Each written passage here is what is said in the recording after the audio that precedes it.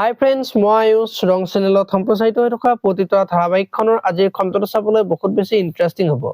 কিয়নো যোৱাটো খণ্ডত অনুৱে দেউতাকৰ কাৰণে ভাত অনাৰ কথা কৈছিল আৰু তেতিয়া দেউতাকে মই তোমাৰ হাতেৰে ভাত নাখাওঁ, বেদ ৰাখিলে খাম বুলি অনুক কৈছিল। আৰু বেদ বহুত দেৰি খোৱাত ঘৰলৈকে নহা দেখি দেউতাকৰ বহুত বেছি ভোক লাগি থকা দেখিবলৈ পাইছিল।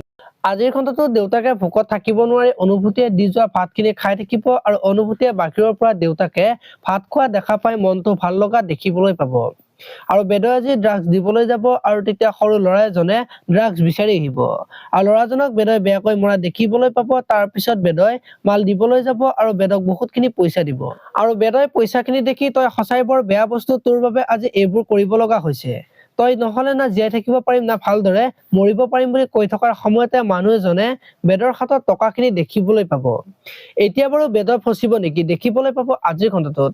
এইফালে আকৌ ৰত্ন গাড়ী চলাবলৈ যাব আৰু তেতিয়া বিন্দু ৰত্নৰ কাৰণে ভাত লৈ যাব আৰু তেতিয়া ৰত্নই কালিলৈকে ডিঙিতে লাল চাহখন পেলাই লৈ ড্ৰাইভাৰগিৰি কৰিবলৈ যাওঁ আৰু আজি সন্মুখত গৰম ভাত দাইল চব্জি ইয়াকে কিন্তু জীৱন বুলি কোৱা দেখিবলৈ পাব। আপোনালোকে প্ৰতিটো ধাৰাবাহিকখন চাই কেনেকুৱা পায় কমেন্ট কৰি জনাব। আৰু যদি আপোনালোকে এতিয়ালৈকে চেনেলটো ছাবস্ক্ৰাইব কৰা নাই তেতিয়াহ'লে চেনেলটো ছাবস্ক্ৰাইব কৰি ভিডিঅ'টোত এটা লাইক কৰি দিব। ধন্যবাদ।